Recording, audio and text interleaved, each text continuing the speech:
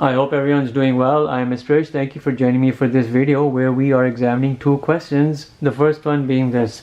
Limit as x approaches 0, x to the power of 4 sine pi over x. When you're looking over here at this limit x approaching 0, it does not mean we are saying x is equal to 0. That type of thinking is wrong. Because if x were equal to 0, then when you do sine pi over 0, it's undefined.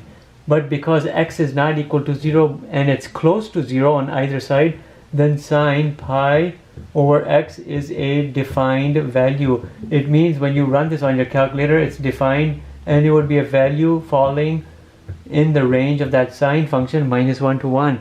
So then you are looking here at sine pi over x, which is less than or equal to 1 but greater than or equal to -1. It's squeezed somewhere in between there. And then you know all of this is impacted by x to the power of 4.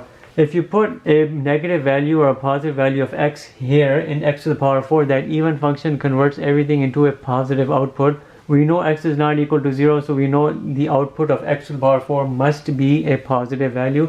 So this inequality looks good, otherwise you'd be flipping these inequalities around. We have minus x to the power of 4 is less than or equal to x to the power of 4 sine pi over x, which here is less than or equal to x to the power of 4. Our limit is squeezed between these two endpoints, x to the 4 and minus x to the 4. In essence, you're just saying limit as x approaches 0, we're evaluating x to the power of 4, which would be the same thing as limit as x approaches 0 minus x to the power of 4. And you know what that is. Direct substitution property. You can just put 0 in places of x because 0 falls in the domain of these functions.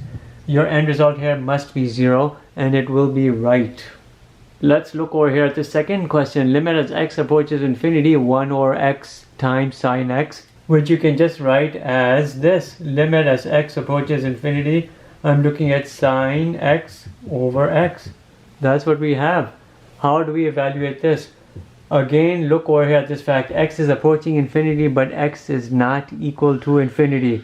So here we are looking at this. X is approaching infinity, but x is not equal to infinity. So x is not equal to infinity, but it's close to infinity. Therefore, when you do sine of this value x not being infinity, it should be defined. Because it's defined, it will fall in the range -1 to 1.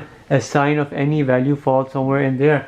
So again, you're squeezed over here between -1 and 1. But when you're hitting it 1 over x, now you're looking at -1 over x is less than sine x over x, which is less than or equal to 1 over x. Keep in mind again, x is not equal to infinity, it's close to infinity, therefore sine of that value must be defined and it'll fall between -1 and 1. 1 over x is impacting everything, and everything is squeezed right here in between -1 over x and 1 over x. Therefore your limit over here is really x approaching infinity, 1 over x, which would be equal to the same as this, limit as x approaching infinity minus 1 over x. In both instances, you can put infinity in places of x. You have 1 over infinity or -1 over infinity, and your end result here must be 0, and it will be right. So this brings us to the end of this video.